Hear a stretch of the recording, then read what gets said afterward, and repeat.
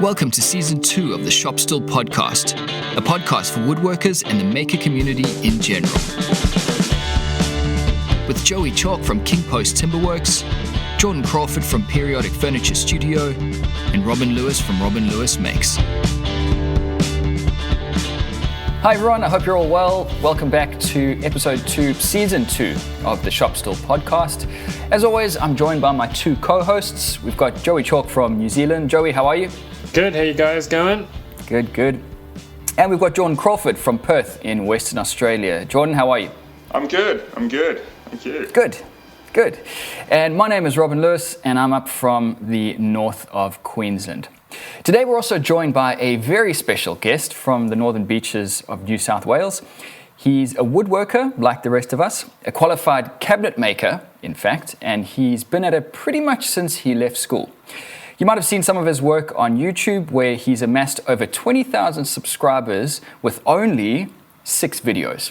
The most popular of those at almost 900,000 views. Everyone say hello to Nick Pedulla from Pedulla Studios. Mate, thanks very much for being on the show.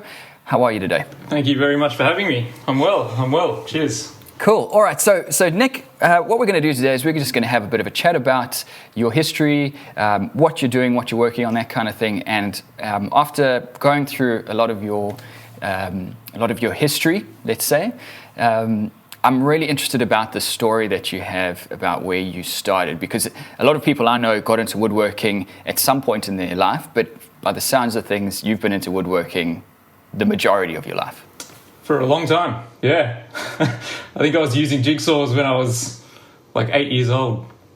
And that was all thanks to my grandfather, who was a cabinet maker. So he was like a cabinet maker back in Italy and migrated over here at some point. And from around the age of 8, he saw that I was interested. So he sort of took me under his wing and started teaching, and I just fell in love with it. Awesome. And then just spent all my weekends, all my school holidays in my parents' workshop, just building things and making mistakes and building things again and then making more mistakes. And did that all through school. Really enjoyed woodwork at school as well. Decided to turn a career. Sorry, I want to butt in because my view of high school woodworking was just awful. Like, it was... Okay. It just taught us... Well, at the time, I was thinking, these guys aren't teaching me anything new. I know all of this. I don't need to go through it. Did you have the same feeling? I don't think that now about the school and what they were trying to teach. I did. But at the same time, like, there's always a little something that you can learn, I suppose. Plus, I'd much rather be in the wood shop than be in science class or something like that, you know? Yeah. So I still enjoyed it. And it definitely harnessed something, because I knew as soon as I left school that an apprenticeship was the way to go. Right. Yeah. So you found somewhere, like a local cabinet maker or something, that was taking on apprentices? I found... It wasn't local. It was about an hour's train ride away from where I lived. And it was a fairly big company. I think it had like probably 30 to 40 employees. Dealt with commercial and domestic furniture, which, looking back on it now, that was a really good experience to see both sides. I mean, I hated it at the time. Mostly, you know, I literally spent 1 year on an edge bender. Wow. Wow. It was... I mean, looking back now, though, it did teach me a good work ethic and all that kind of stuff. So I'm glad I sort of did that. That was actually going to be one of the questions that I was going to ask for anyone out there who hasn't done an apprenticeship. So I've got zero background in trade. Everything has just been self-taught. Are those type of apprentices, for anyone out there who's thinking of going into it, is it a worthwhile sort of thing to get into? Or from the perspective of, we've got YouTube now, which can basically show you anything, is it still worth doing an apprenticeship like that? I don't think you need to, but the sort of benefit for it is that you get to see like the industry standard and how things are done professionally, particularly within, I guess, the Australian industry. And it also it kind of allows you to see mistakes happen as well, to like learn from your mistakes, and it sort of not be on your dollar as well. When it's your business and you make a mistake, you kind of have to wear it. That's your responsibility, you know. I'd imagine it would be good for making like a network as well, getting to know people in the same field throughout that time. Yeah, but I mean, there are still a couple of guys that I talk to, and you're talking. This was when I was 18, so that's what 15 years ago. And some of those guys have gone and started their own businesses. So yeah, I mean, for that reason, I'd say it's worth doing. But there is a lot of there's a lot of sweeping floors and doing the boring stuff, you know. But my grandfather gave me some advice when I was going through the apprenticeship, and he's like, no matter how boring the work is, just always keep your eyes and ears peeled, always watch what the other cabinet makers are doing, and that's sort of how you're learning as well. Yeah, absolutely. So it's very good advice. Yeah, I really like your idea of the learning from what the industry standard is. I think that's a really important step, and it's something that I didn't get to see until quite late. I hadn't quite started my own business, but I was able to get into a workshop through my old boss and see what they were producing, essentially, all kitchen work or kitchen cabinetry and some oddball stuff as well. But seeing what was coming out of, like you say, a professional workshop with, say, 40 guys on the floor.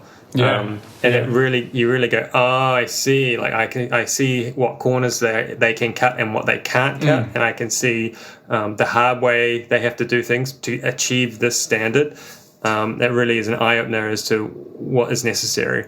Kind of shows what's acceptable and what isn't as well.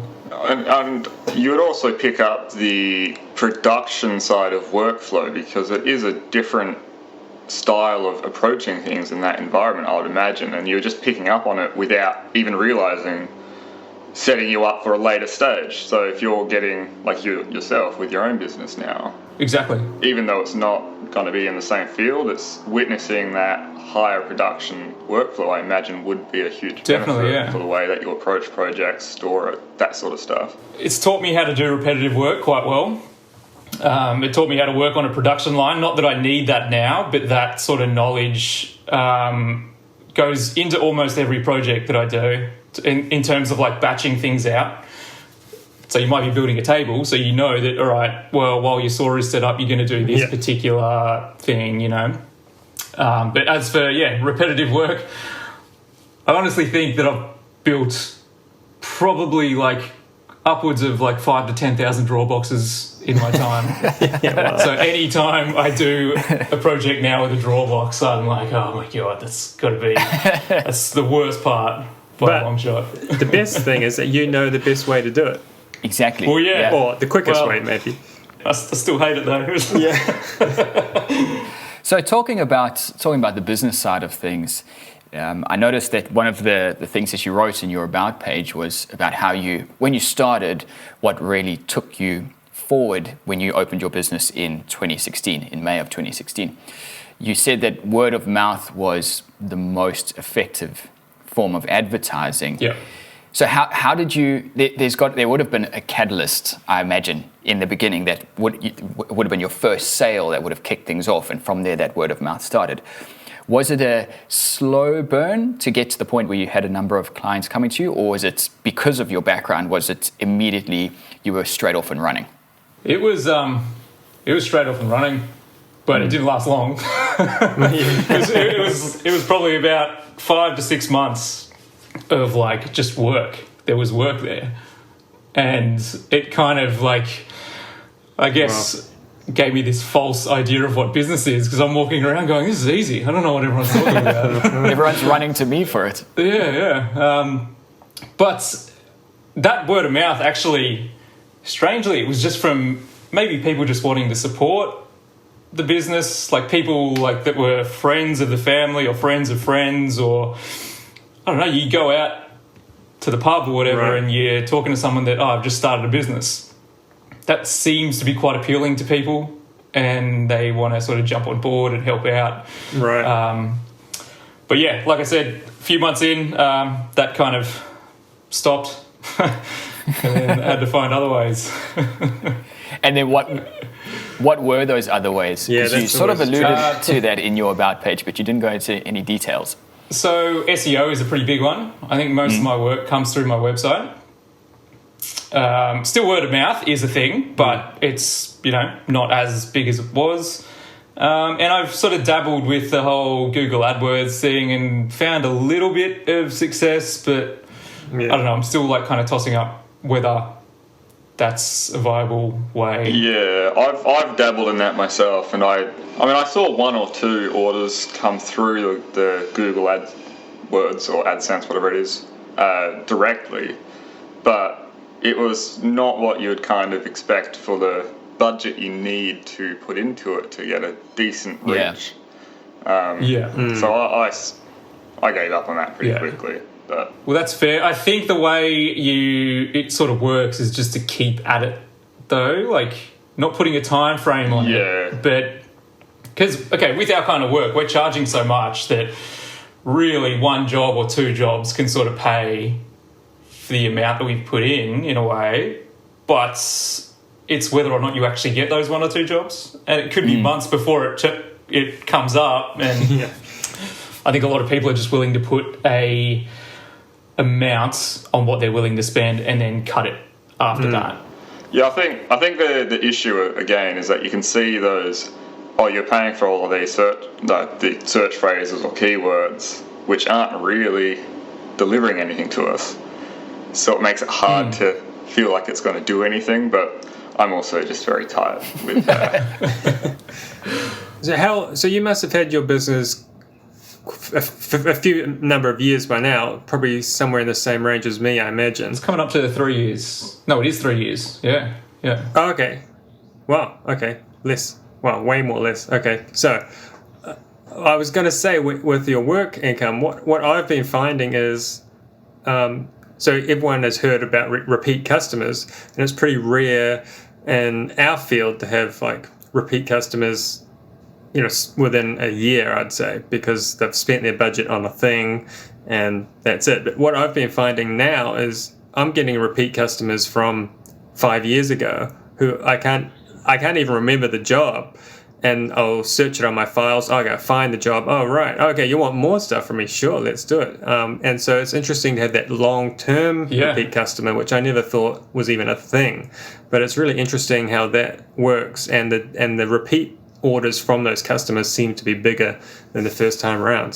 And I think it's funny you say that. Actually, I recently had a client that got a repeat piece done. Like literally the day I installed it, they called me the next day and said, we want something else. I'm like, all right, awesome, this is good. Right. But you're right, that's not always the case. But I do think trying to get that repeat work, it's kind of easier because you know the person, you've got their style already sort of down pat. And they know the budget as well. They know what you're probably going to charge. And so if they come back to you asking for work, it's pretty much a sold job. Yeah, because that comes down to the trust thing. And we were talking earlier about word of mouth versus other forms of advertising. I would imagine, and you guys with a lot more history in this and a lot more experience with this, it would be really interesting to go through some of your data. The word of mouth referrals, do those quotes translate into work more frequently than your unique visitor who's coming off your website or something like that? I imagine your referrals or your word of mouth type customers will translate into work a lot more often. Yeah, it sounds about right. For sure. Yeah, because there's already that level of trust there. For sure. That's right. I would say probably upwards of 75% of referrals probably turn into jobs. Mm-hmm. So how would you say business is going now then, Nick? Is it working for you? It is. I mean, it was a few scary couple of months at the beginning of the year. Yeah. But it's going well. I feel like I'm sort of 3 years in, I feel like I'm sort of settling into it.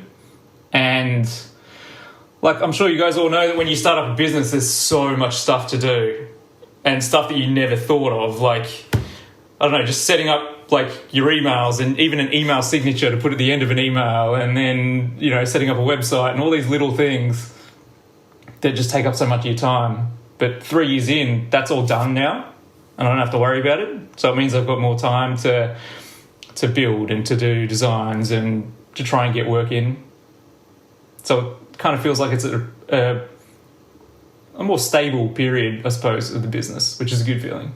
Yeah. But you'd still be going through those lulls though, right? But now I guess you're prepared for them. You anticipate them. Yes, that's right. And I mean, this year, around here anyway, I think it was a pretty common thing amongst furniture makers that it got pretty quiet, probably longer than usual too. But it seems to be bouncing back, which is good news for all of us. Yeah, I know on the West Coast here it was rough for anyone I know.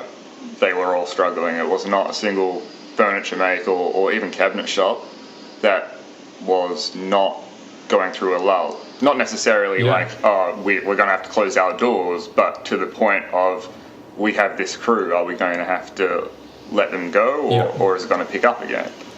And it's still kind of going over here, but it has picked up slowly. So it's still on the climb. At least from the feedback and stuff I'm out of the furniture game now, but still similar area with making big bits of wood into small bits of wood.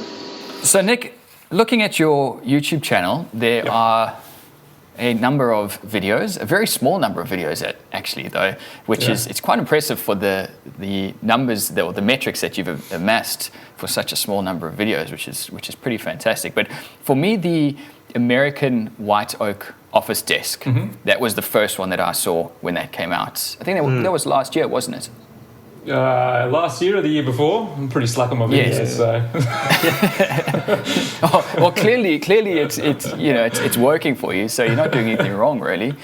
But that was the first video that I saw, and it really impressed me. But the one question that I had about that was that torsion box that you built for the top. Why did you build a torsion box? Torsion box because, well, for starters, the client wanted a thick desk in that sort of design. Now, I mean, I don't think you can get 100 mil thick American oak. And if you could, it would weigh an absolute ton.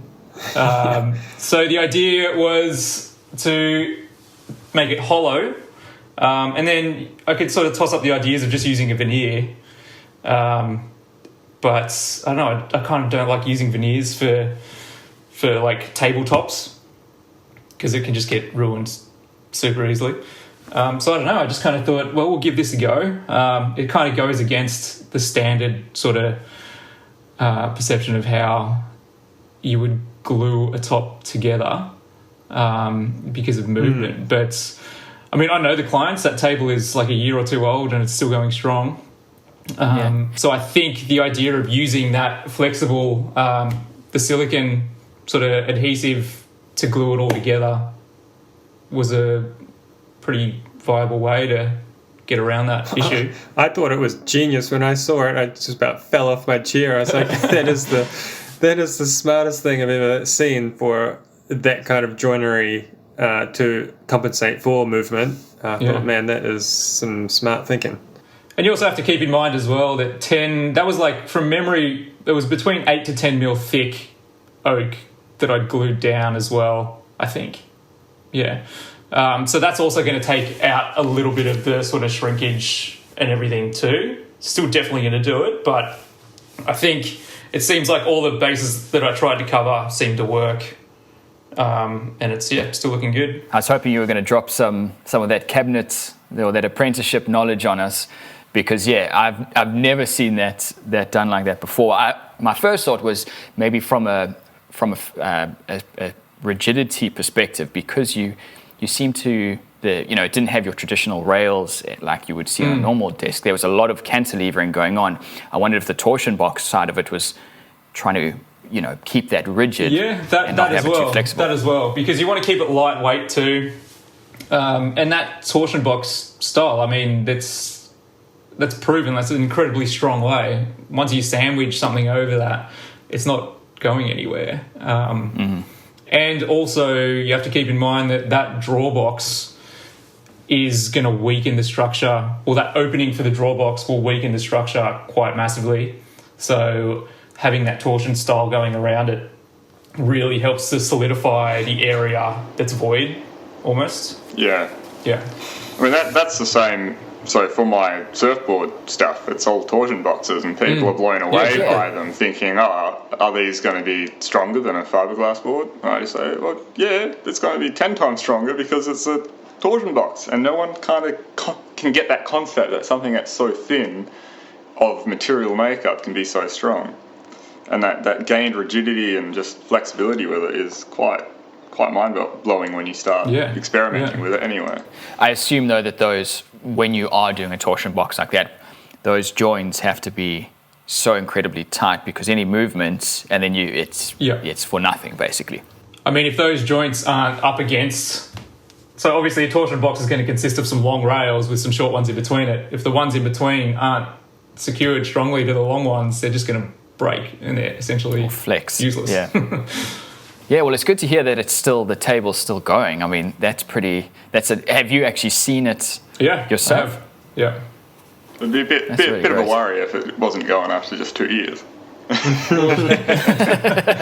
Yeah, we got this heirloom piece of furniture, but it's falling apart.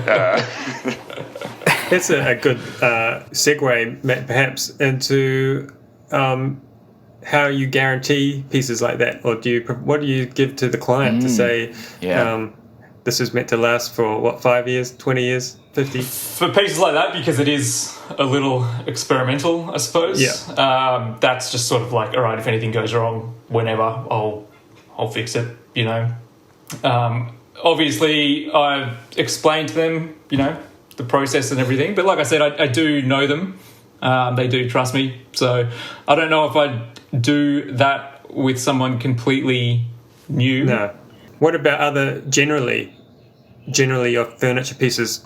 Do you offer or tell the clients? I guess I ask because I used to get it a lot. People saying, "Oh, what's your guarantee?" But just about no one asks anymore. And No. My reply has always been, for solid timber furniture, it's a lifetime guarantee.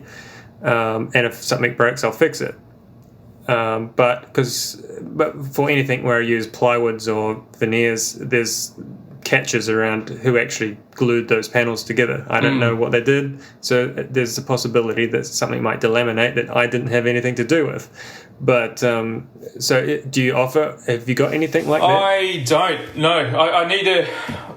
It'd be good to have something written down on the website as a guarantee, whether it's a time frame of, say, a year or so, or whatever that is. I'm not exactly sure, but I think I've probably been asked that once before. Right.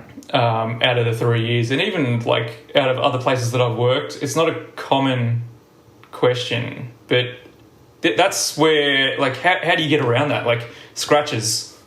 I mean, scratches aren't going to be a manufacturer's fault.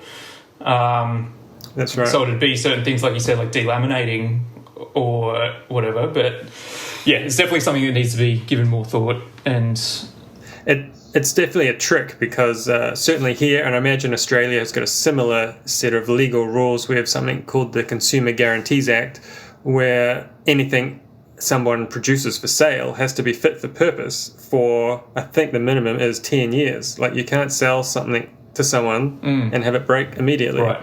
And so there's a certain amount, and so I'm not actually even legally allowed to offer a guarantee less than that.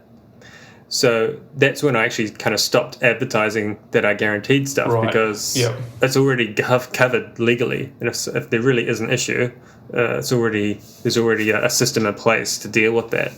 That everyone has to abide by. But how do you decipher whether that was, the person's woken up one morning and it's just fallen to pieces for no apparent reason, or in that example that you used last season where someone put a dehumidifier right next to their wardrobe and the thing exploded. How do you... Because I can imagine walking past a table and kicking a table leg accidentally and the whole thing breaks off. Now, how do you determine? Well, for me, like a good one is a snapped chair leg. If the chair leg snaps, not at a joint, like for whatever reason, usually it's pretty obvious that someone's been swinging back on the chair or jumped on it and caused undue stress onto the timber and it snapped. That's nothing to do with the joinery.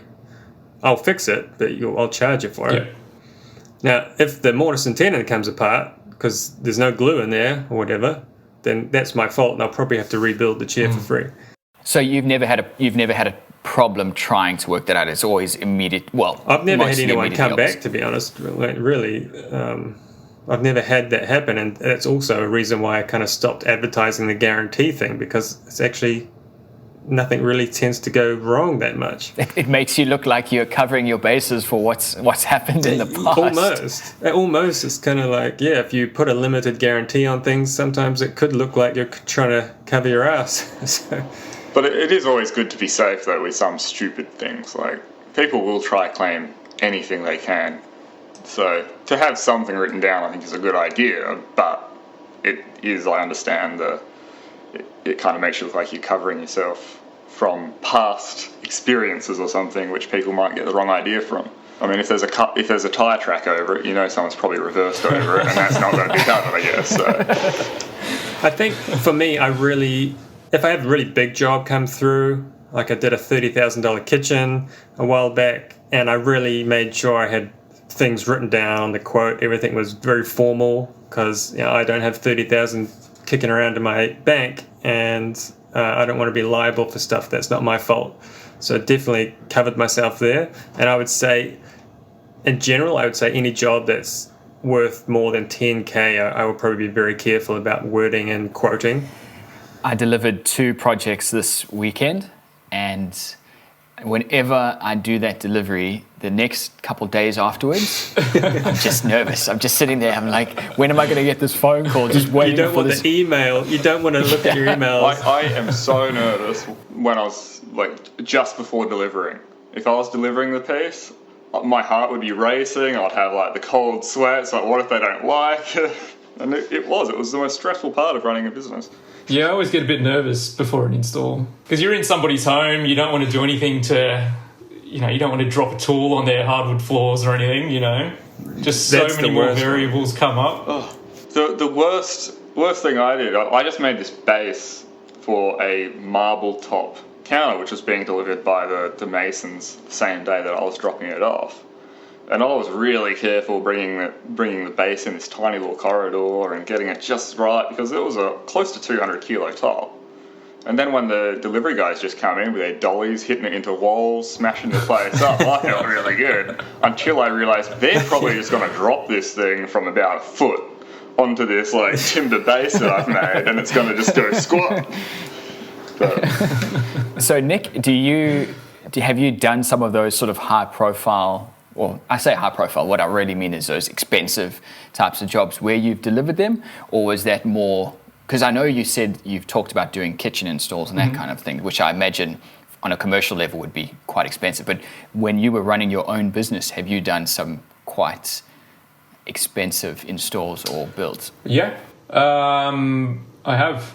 Not on a commercial level or anything, but some fairly expensive ones, like fitting out a bar, or just some really detailed sort of furniture for a house, or inbuilts. I find generally your inbuilt furniture, like wardrobes or whatever, it's good money.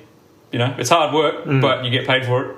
So I'm down for those ones, but I kind of don't see that as something viable for the future. If I want to maintain running this business on my own, I need to watch out for my back and all that kind of stuff, That's kind of why I asked, because I'm still transitioning into this, so I'm still doing this part-time. But if someone like Joey, you were talking about for orders that are $10,000 or more, I don't think I have the nuts yet to do a job for $10,000 or more. So how do you manage with those expensive projects to say, well, I'm the guy for the job and it's got to be done right, I guess? Are you asking me? well, anyone really. I guess. I'll jump in real quick and say that anytime you've got I won't quote a job if I'm not comfortable that I can do the aspects of the job. And generally, most jobs there's one part of it which makes it a specialty job, and that's why they've come to you. The rest of it is fairly ordinary cabinetry or whatever, but there's one detail they want that no one else seems to be able to do, and then that's why they've come to me to quote the job.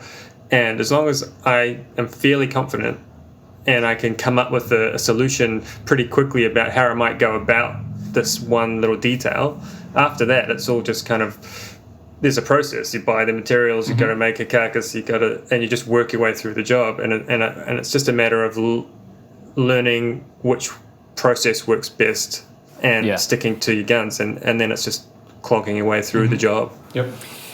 So the next video I wanted to have a look at was the custom bed with side tables that you made to look like a longboard, which was it was funny. I didn't actually read the brief. I watched the video and I went, wow, that looks exactly like a surfboard, and then looked further down and that was the brief. So in my eyes, you nailed it, which is great. But there's a tool that pops up in that video, and it's in a couple of your other ones. It's that it looks like a CNC bed. Yeah. But it's manually operated. Yes, please tell us. Is that a Woodwiz? Is that what that was? It's like it, but I think it's bigger, to be honest. So it's called a Slab Master. It's a machine that's essentially just... I get a lot of questions about it, but I tend not to provide too much info because I think it's just made out of someone's garage. It's not like a Makita tool or anything like that. You know? Yeah, I did think it looked a bit homemade. I was impressed. Yeah. But essentially it's got I think it's like a 200mm cutter head on it. So it's essentially just a massive 200mm router. Yeah. Which is... So the actual router, the motor itself, is that just a stock router, or is that all custom as well? No, that's all custom too. So there is a cutter head on it that has, I think, like probably 8 of those carbide tip little blades that you get in like your spiral sort of thicknesses and everything. And yes, essentially 200mm diameter with those on the outer edges. And it just chews through. And then the bonus about it is that you can attach a sanding plate to it as well. So it turns into a sander that you can essentially sand 1,300 wide, I think, and up to 4 meters long. Yeah. Because I've only seen you use it as like a glue-up base, which seems like a really good idea for that. I haven't actually seen you use it as a surfacer. Do you use it to like flatten off big planks? Yeah, all the time. Like tabletops. That's one of the most used tools that I have as well. Because say you're doing a tabletop, instead of running, say, 8 boards over a jointer, you can do them all at the same time. You just clamp them down at the table and flatten one face and then chuck it through a thicknesser and you're good to glue up. And then also having that flat bed as a glue-up table just makes life so much easier. Yeah. And the actual setting it up, because obviously that's got to be millimeter perfect. Was there a lot? I mean, are the feet adjustable? Was there a lot of adjustments, or is it made flat and you just had to shim it? It's all adjustable. There's a lot of adjustments to do, and it's been 3 years now, and it probably needs some readjusting. But you kind of work around things as well. I mean, you use it to flatten the face, and then my thicknesser comes out pretty smooth. You can essentially hit those boards with 120 grit sandpaper and get rid of any machine marks, you know. So a combination of different machines work together like any one shop. You kind of just figure it out on what your sort of process is. But yeah, I mean, it works very well. It's one of the machines I use the most. Just takes up a lot of space. And I want to get a CNC machine and I've got nowhere to put it. I have a full-size CNC in my workshop, but it's not mine, it's my father-in-law's, but it's here so I can use it. I would rather have your manual version, and then, because I don't know, have you got a small CNC or anything? I don't know. I used to operate one, and you used to operate it. Yeah. Did you used to do the drawings? No, I was just a guy that put the board on and pushed a button, so it seemed pretty simple. Because in my experience, it's getting those drawings right for the CNC. Yeah. You could take a whole day, and I've I've proved this in just in my own time, where I'd have my father-in-law working on the drawings for a cut, and I'd go and do it all manually in the other end of the workshop. Right, okay. And half the time it took him to draw it, I could do it manually, like using router jigs and templating and stuff like that. It's so time consuming to get a good drawing done. So it makes a lot of sense when you're doing multiple things and commercial type things. One of the main things I'd use it for is templates, to just knock out templates. But if it's going to take you the same amount of time. So cutting out essentially 2D shapes is very easy. And you can just draw a shape, put a curve on it, cut that shape out, and you've got your template. That's pretty quick. When you're doing more complex things on a CNC, it can just be hours and hours of drawing and testing, make sure it's going to cut what you want. There's a lot of... And so I would, after seeing that process in my own workshop, I would rather have your manual version where I can just throw a piece of wood on, flatten it off, and it's done in, 10 minutes. Well, I feel better about it now. yeah. I don't know. I'll do you a swap. I'm kind of in the different side of that, because I don't think it's that hard if you're just doing 2D. No, 2D. That's easy. Right. And the machine configuration, once you have it, you load up the profile. But when it does come to those more complex, especially if you're doing more than just 2D shapes and you're starting to get into that third axis, it's invaluable, I think. But yeah, if it's only for templates, maybe a laser. I'll show you guys. People listening can't see this, but you guys might be able to see. I've got these wooden jars. Yeah, cool. That we've been making for a client on the CNC. This is a lid that screws on to a 100mm round jar, and they're going to be used for putting cosmetics in.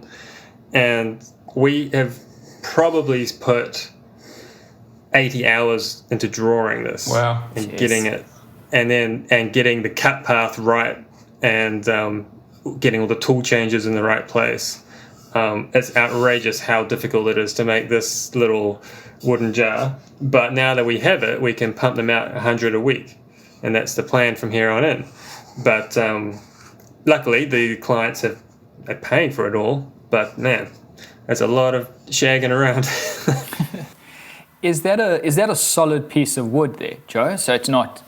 So it actually cuts in... Again, for those of you who are listening and can't see it, it's actually, what's that, about 50 mil deep? It's a piece of 50 mil thick stock.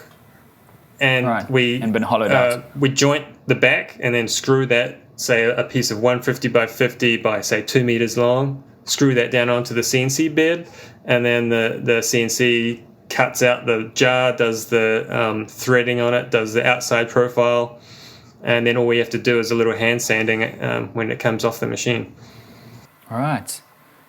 Yeah, so that's... Yeah, when you're batching them out, makes sense, but otherwise, yeah, it's a bit... Yeah, I just think just from what you see on YouTube, which again, obviously, all of that work is cut out of the video, all of that prep. It just looks like you just throw wood at it and out comes a masterpiece. Yeah. One of the local YouTubers here in Townsville, his name's Scott Turner from For Me Industrious. He's recently got a CNC machine, and he says while it did take him a while to get into it in terms of feed rate, the correct bit, that kind of thing, but once you get through that hurdle, then it's actually not too bad. He said that was the hardest bit for him, is the number of bits that he just tore through because the feed rate was wrong or whatever. But yeah, Nick, hopefully that'll be something that we'll see on the channel soon. Hopefully, yeah. Yeah, that'd be great.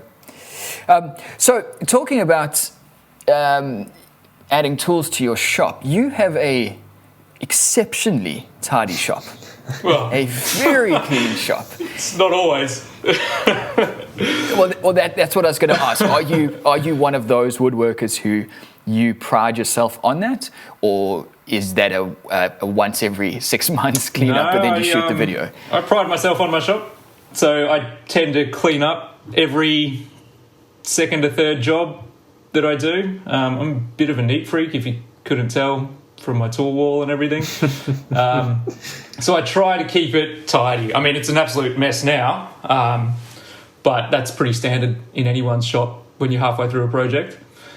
But yeah, I kind of find I've worked in enough shops that, you know, everything's so disorganized and you end up spending 10 minutes trying to find a tool, and that's a waste of time. And you got to move materials to be able to use a thicknesser and all that kind of stuff. That's the worst thing. Yeah, it just breaks your flow.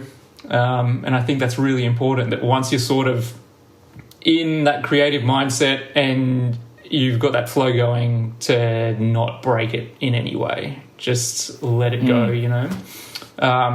So, yeah, I mean, having every tool has a place, and at the end of the week, every tool will go back into that place. Yeah. It's a good way to look at it. One of the last jobs that I've been working on was far too big for my space, which is why I almost didn't take the job, because I knew it was going to be tricky. And I had two big jobs going at once, and it got to the point where a glue bottle, and I remember this because this was a particular moment where I said, right, now I need to stop and I need to tidy my shop. I tried about 3 times. You know, you're working and you have a tool and you put it down. You're not looking, you just put it down. And it landed on the edge of something and fell off. So I picked it up and I put it somewhere else, and it landed on the edge of something. There was so much stuff all over my bed. I couldn't even put something down. And as you say, that just, I think at that point it went flying across the workshop, and then I just said, no, that's it. I need it tidy, because that workflow, broken, gone. Yeah. So Nick, what are you working on at the moment? Right now I'm building a work table. I believe it's for an artist in their studio. It's essentially just a Tasmanian oak table, 2 meters by a meter, and it has a Corian inset top. So it sits inside like a timber frame. And the reason for the Corian is just for a good work surface for whatever they're, what's whatever they're doing. Corian again? I'm thinking corflute when you say that, but that's not it. Corian, it's like it almost looks like like a fake marble type of thing, but it's... Yeah, it's like... I mean, you can cut it. It's a resin, isn't it? Yeah, essentially. And you can use your sort of woodworking tools to cut it, like a sharp, fine-tooth saw blade to cut it. But that was supplied by the client, so all I had to do was kind of cut it to size, and that was it. Yeah. So that's almost done. So I'll be delivering that hopefully next week once some finishes on it. And yeah, I'm also working on some like wall art kind of stuff using a burl, some round wall art. And this morning I was just like running some samples for a future dresser drawer cabinet, hopefully with some sort of end grain patterns going on the drawer fronts. We'll see how we go. Yeah, I don't know if it works yet, so... What have you been working on this week, Joey? This week I've been making some carry doors for a pantry unit, and it's going into an old villa, I guess what you guys would call a... what do you call those houses with the deck that goes around, all the way around? Like a colonial... I know what you're talking about. Don't know what the name is, though. One of those original 1860 type places.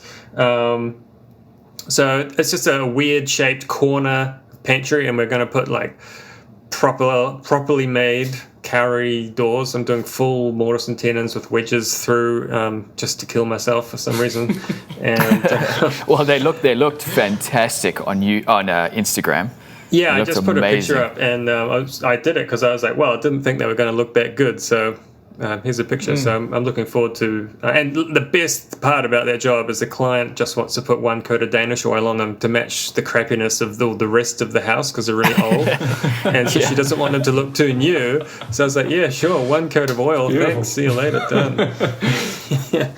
Jordan, how about you? What have you been working on? It's actually quite good that we're talking about soul-destroying repetitive stuff, because I've been working on soul-destroying instruction manuals for the last month and a half. It's been 6 weeks non-stop, but I've finished it. It's now done, and the last 2 days I've actually been making stuff with my hands, not just clicking keyboards. What? I know. It has nothing to do with what I'm meant to be doing, but it's fine. So when you say they're done, is that because the last time we talked, you were saying the text is there, it's just the formatting? So is all of that's done? The formatting's all done now. It's off at the editor now for the final proof, because I did change the order of a few things. It's lucky that my mother is an editor, so I don't have to to go too far for it. But yeah, it's all finished. It's uploaded as a proof just for those customers that have been asking. But yes, 86 pages and a couple of hundred photos, and all of the photos you can click on, and you get a further explanation, and it's just stupid. I shouldn't have gone so far into it, but I just wanted it to be done right, so that if someone does ask me, I can say, look, go to page 73, click on the thumbnail, you'll be able to see everything in detail. And if you change the model, do you have to do a whole new one? That's applicable for every board that I make up until SUPs, because it outlines the differences as well. So it's like, if you're working on this and this, you can skip this step. And then it's, you go to 3 pages long down the line or whatever. But I'm actually, it's using my graphics design degree for the first time in 10 years. And it's incredible how much better this software stuff is these days. Like I didn't know all of the tricks when I started, so it was taking me forever. But now that I kind of got in the flow of it, like the Adobe InDesign used to be an absolute pig to work with, and now it's probably my favorite layout software. So I love it. All right, well, I've been working on nothing this week because I delivered on 2 things over the weekend. It was these boards for a wedding and this bed with a trundle bed underneath. So this week, we were talking about cleaning earlier. This week, all I'm doing is regaining access to certain areas of my shop again, tidying up all the corners and everything, getting it back to where it was. And I'm trying to work a little bit on organization. One thing that I've been noticing recently with a lot of the better performing YouTube videos is all those channels have very clean spaces.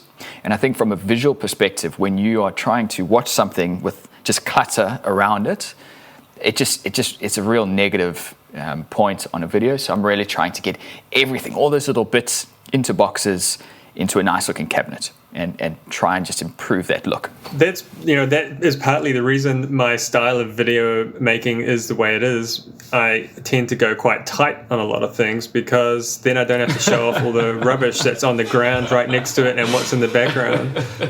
Because we've almost always got 2 or 3 jobs going, and there's no way I'm going to get a big, wide, nice, clean shot of anything without seeing something else happening in the background that is going to take your attention away. So I just tend to keep as tight as I can on this little detail. And so you don't like the establishing shot and then the close up, and then I try when I can, but most of the time there's too much other stuff. Like I've got a half completed job right behind where I'm working, and it's just going to make everything look crap if you're trying to do a wide shot.